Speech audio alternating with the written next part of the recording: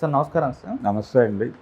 Sir పిఠాపురంలో మొన్న ఉద్రిక్త పరిస్థితి అయితే నెలకొంది సార్. అటు జనసేనకి అండ్ టీడీపీకి అక్కడ నాగబాబు గారు ఒక ఈవెంట్లో భాగంగా వెళ్ళడం జరిగింది. అయితే టీడీపీ కార్యకర్తలంతా కూడా జై వర్మ జై జయ వర్మ అంటూ నినాదాలు ఇవ్వడం, వాళ్ళకు పోటీగా అటు జనసేన వాళ్ళు కూడా జై జనసేన జై పవన్ కళ్యాణ్ అంటూ వాళ్ళు నినాదాలు ఇవ్వడం, వీళ్ళ మధ్య ఒక ఆధిక్య పోరైతే నడిచింది సార్. ఆ తర్వాత వీళ్ళపైన టీడీపీ వాళ్ళపైన ఎవరైతే అరిచారో, ఎవరైతే వీళ్ళపైన ఇబ్బంది పెట్టారో వాళ్ళపైన కేసులు అయితే నమోదు చేశారు.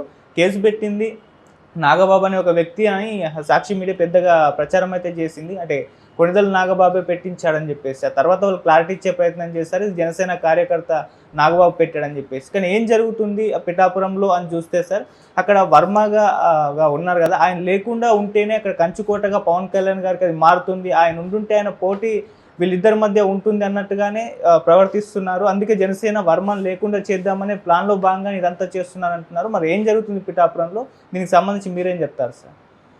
పిఠాపురంలో ఆధిపత్య పోరు అనేది ప్రొజెక్ట్ చేయటం ప్రతిపక్షానికి అవసరం.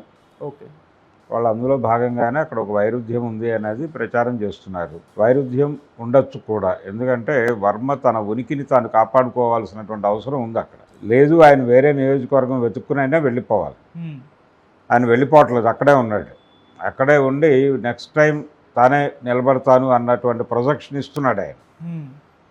తాను త్యాగం చేసిన దానికి ఏదైనా గుర్తింపు ఉండాలని కూడా కోరుకుంటున్నాడు. ఆ గుర్తింపు కేవలం తెలుగుదేశం పార్టీ నాయకత్వం నుంచే కాదు, తను ఫెసిలిటేట్ చేసినటువంటి జనసేన పార్టీ నుంచి కూడా ఆ రెస్పెక్ట్ని ఆయన ఎక్స్పెక్ట్ చేస్తున్నాడు.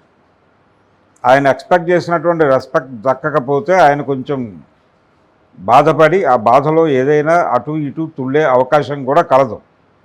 అందుకని అయితే ఇప్పుడు ఏంటి ఆప్షను, ఆయన ఎక్కడికి పోలేడు. వర్మ ఒకవేళ తెలుగుదేశం పార్టీని వీడితే ఎక్కడికి వెళ్తాడు? జనసేనలోకి రాలేడు. ఎలాగో అతని జీవితానికి విలన్ జనసేనే అనుకుంటే ఆల్టర్నేటివ్ ఇంకేముంది, వైసీపీ ఉంది. వైసీపీలోకి పోలేడు కదా. అందుకని ఆయనకి ఇస్తామన్నటువంటి పదవులు ఇవ్వటంలోనూ తాత్సారం చేస్తున్నారు. ఇతని నియోజకవర్గాన్ని నమ్ముకుని ఉన్నాడు. ఈ నియోజకవర్గాన్ని నమ్ముకుని ఉన్నంతకాలం ఇతనికి ఏదో మేలు చేస్తే సరిపోతుంది. అతని పర్సనల్ లెవెల్లో ఏవో కొన్ని ఆయనకు ఫేవర్స్ చేసేస్తే ఉంటాడు అలాగే అనేటువంటి ఒక అభిప్రాయం ఏవైనా తెలుగుదేశం పార్టీ నాయకత్వంలో ఉందా? వాళ్ళు పవన్ కళ్యాణ్ని సీరియస్గా ఫెసిలిటేట్ చేయాలని అయితే అనుకుంటున్నారు. ఆయనతో ఇప్పుడు ఘర్షణలు పడాలి, ఎవరో ఒక ఎమ్మెల్యే, మాజీ ఎమ్మెల్యే గురించో లేకపోతే సీటు త్యాగం చేసిన ఎమ్మెల్యే గురించో జనసేనతోనో పవన్ కళ్యాణ్తోనో గొడవ పడాలని టీడీపీ అనుకోవడం లేదు. ఎందుకంటే వాళ్ళకు తెలుసు ఈ మైత్రి బంధానికి జీవనాధారం పవన్ కళ్యాణ్ అనేది వాళ్ళకి స్పష్టంగా తెలుసు. అందుకని వాళ్ళు క్లియర్గా ఆ ఏరియాలోకి వెళ్ళరు. ఏది వాళ్ళకి కేంద్రంలో సినిమా మారుతోంది అనే పరిస్థితి వస్తే మాత్రం పవన్ కళ్యాణ్ని క్షమించరు, పవన్ని క్షమించరు, బీజేపీని క్షమించరు. కానీ అప్పుడు వాళ్ళు సెక్యులర్ అయిపోతారు. హిందూ మతం గురించి కూడా మాట్లాడరు. అప్పుడు కేంద్రంలో సీన్ మారుతోంది అనే ఇండికేషన్ కనుక టీడీపీకి ఉంటే లేనంతకాలం వాళ్ళు పవన్ కళ్యాణ్ మీద ఏగవాలినా ఊరుకోరు. ఆ ఏగ తెలుగుదేశం ఏగైనా సరే చంపేస్తారు. అంతగా కమిట్మెంట్ చూపించాలి అని అనుకుంటున్నాడు చంద్రబాబు.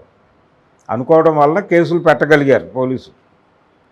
కేసులు పెట్టిన తర్వాత అది కొణిదెల నాగబాబు మరొక నాగబాబు అనేది ఒక కాంట్రవర్సీ వాళ్ళు రైజ్ చేశారు, వైసీపీ వాళ్ళు. అది కాదు అని చెప్పుకునే ప్రయత్నం వీళ్ళు చేస్తున్నారు.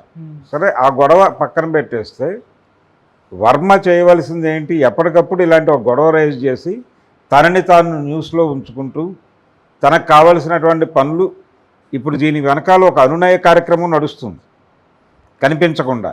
ఈ అనునయ కార్యక్రమం సందర్భంగా ఆయన కొన్ని ప్రతిపాదనలు చేసి వాటిని పొంది సైలెంట్ అవుతాడు. మళ్ళీ 4 రోజుల తర్వాత రైజ్ అవుతుంది ఏదో ఇష్యూలు. ఇది ఆయన జీవన ఒక రకంగా ఆయన జీవన విధానంగా మారిపోయింది వర్మకి. అలా కొనసాగుతాడు ఆయన, అది అనివార్యం. దానికి ఫిక్స్ అయిపోయినట్టుగా కనిపిస్తున్నాడు ఆయన. ఒకరోజు నేను త్యాగం చేశాను అని చెప్పి అడ్మిట్ చేస్తాడు ఎక్కడో, కానీ నాకు దక్కింది ఏమిటి అని కూడా ఒక ఆవేదన వ్యక్తం చేస్తాడు. వెరీ నెక్స్ట్ డే ఆయన ఎవరో రోడ్డు మీద వెళ్తున్నటువంటి ఒక అమ్మాయిని పలకరిస్తాడు. ఏమమ్మా ఎలా ఉంది అని. ఈయన కారులో ఉంటాడు. ఏదో అయ్యగారు ఇలా బతికేస్తున్నావు, మీరు లేరు కదా అంటున్నామని. లేకుండా ఎక్కడున్నానమ్మా, ఇక్కడే ఉన్నాను కదా, గెలిచింది పవన్ కళ్యాణ్ గారైనా మన నాయకుడే కదా, నేను ఉన్నాను కదా, మీకు ఆయనకి మధ్య ఏదైనా ఉంటే నాకు చెప్పుకోండి అని మాట్లాడతాడు. అదంతా వీడియో షూట్ అయ్యి బయటకు వస్తుంది. చూస్తున్నాం ఆ వీడియోలన్నీ సోషల్ మీడియాలో. సో తన ప్రజెన్స్, తన ఉనికి చాలా ప్రాధాన్యత సంతరించుకుని ఉంది ఇక్కడ. పిఠాపురం అంటే వర్మది అనేది ఎప్పటికప్పుడు నిరంతరం ప్రజల మనసుల్లో ఉండటానికి ఆయన విపరీతంగా పాకులాడుతున్నాడు అనేది వాస్తవం. తద్వారా ఏంటంటే ఎప్పటికప్పుడు తనని లైమ్ లైట్లో ఉంచుకొని తనకు కావలసినటువంటి పనులు సానుకూలపరుచుకుంటూ తన ఉనికిని కాపాడుకోవడంలో భాగంగా ఆయన అప్పుడప్పుడు కొంచెం అగ్రెసివ్గా కూడా వ్యవహరిస్తున్నాడు. ఈ కథ వాళ్ళకి తెలుసు, జనసేనకు కూడా తెలుసు. అందుకని జనసేన అధినాయకుడు మాట్లాడాల్సి వస్తే వర్మ గారికి అన్నీ తెలుసు, ఆయన ఎలా చేయాలో ఆయనకి తెలుసు, ఆయన ఏం చేసినా అందరి మంచి కోసమే చేస్తాడు. ఇలాంటి జనరల్ స్టేట్మెంట్ ఏదో ఇస్తాడు ఆయన. గతంలో కూడా ఒకసారి వర్మ గారికి ఏదో కొంచెం అలకలో ఉన్నట్టున్నాడు అని ఎవరో అంటే చీచి ఆయన అలకలో ఉండటం ఏంటి, ఆయన నాకు మార్గదర్శి, క్రాంతదర్శి ఇలా ఏవో మాట్లాడాడు ఆయన. విచిత్రమైన స్టేట్మెంట్ పవన్ కళ్యాణ్. అదే జరుగుతుంది, అంతకు మించి ఏం లేదు. వర్మ తన ఉనికిని నిలబెట్టుకోవడానికి పడుతున్న కసరత్తు ఇదంతా. ఉనికిని నిలబెట్టుకోవడంతో పాటు దీనికి ఎక్స్టెన్షన్ కోరుకుంటున్నాడు ఆయన. ఒకవేళ పిఠాపురం నియోజకవర్గం నీకు చోటు లేదు అని కనుక నిర్ధారిస్తే అప్పుడు తనకి ఏం కావాలి అనేది అడిగి దానికి సానుకూల పరిస్థితులు కల్పిస్తే చాలు నాయకత్వం అని అనుకుంటున్నాడు ఆయన. అది సానుకూల పరిస్తే ఉంటాడు, లేకపోయినా ఉండక తప్పని భరిస్తాయి. ఎక్కడికి పోలేడు, జనసేనలోకి పోలేడు, వైసీపీలోకి పోలేడు, సిపిఎంఎల్లోకి అంతకంటే వెళ్ళలేడు. కాబట్టి కళ్ళు నవరంధ్రాలు అలా మూసుకుని అక్కడ కూర్చోవడం తప్ప మార్గం లేదు ఆయన. కాకపోతే అప్పుడప్పుడు అలా రైజ్ అవ్వకపోతే తనకు వచ్చేవి కూడా రావు. ఆ వచ్చేవి రాబట్టుకోవడం కోసం పడుతున్న తిప్పల్లా కనిపిస్తోంది. వర్మది నిజంగా దయనీయమైన పరిస్థితి. ఆ పరిస్థితి పగవాడికి కూడా రాకూడదు, ఆయనకు వచ్చింది. ఆయన ఏదో ఆయన కష్టం ఆయన పడుతున్నాడు. ఓకే, ఒకసారి ఆయన టికెట్ రాకుండా ఇండిపెండెంట్గా పోటీ చేసి గెలిచారు. ఆ గెలిచిన తర్వాత టీడీపీలోకి వెళ్ళారు. మరి అటువంటి ప్రయత్నం ఏమైనా చేసే ఛాన్స్ ఉంది సార్? అంటే అది గ్రౌండ్ రియాలిటీ ఎలా ఉంది, గ్రౌండ్ ఫీలింగ్స్ ఎలా ఉన్నాయి అంటే ఓటర్ మూడ్ ఎటుంది అనేది తెలిసిపోతుంది ముందే. రేపు పొద్దున ఒకవేళ పవన్ కళ్యాణ్ మీద ఓటర్కి వ్యతిరేకత ఉంది అని కనుక తెలిస్తాయి, కూటమి పవన్ కళ్యాణ్కి ఆ సీట్ ఇవ్వాలి అనుకుంటే అప్పుడు అలాంటి ప్రయత్నం చేయొచ్చు ఆయన. ఓకే, చేసి ఒకవేళ గెలిచి అసలు అప్పుడు ఎన్నికల్లో ఇదే 11 ఇదే స్థానాలకి ఇదే 21 స్థానాలకి పవన్ కళ్యాణ్ అంగీకరిస్తాడా అనేది కూడా చర్చే. అప్పుడు ఆయన ఒక 50కి ఎగబడవచ్చు. 50 స్థానాలకి అకామిడేట్ చేయడం ఇబ్బంది కలిగినప్పటికీ తెలుగుదేశం ఫెసిలిటేట్ చేయొచ్చు. చేసినప్పుడు ఇలాంటి అభ్యర్థులు ఒక 7-8 స్థానాల్లో తేలుతారు. వీళ్ళని టీడీపీ వెనక నుంచి సపోర్ట్ చేసి కూడా గెలిపించవచ్చు. అలా గెలిపించిన చరిత్రలు ఉన్నాయి మనకి. ఓకే, ఒక పార్టీతో అవగాహన ఉండి అక్కడ అభ్యర్థిని పెట్టరు వీళ్ళు, కానీ అక్కడ ఒక అభ్యర్థి వీళ్ళ నుంచి బయటకు వెళ్ళి ఇండిపెండెంట్గా పోటీ చేస్తాడు. వీళ్ళు క్యాడర్ కనిపించకుండా అతనికి మద్దతు ఇస్తుంది, అతనే గెలుస్తాడు. ఆ తర్వాత పార్టీలోకి వస్తాడు, అవతల నాయకుడిని కిల్ చేస్తాడు. ఈ రాజకీయ క్రీడ కూడా చూసాం మనం.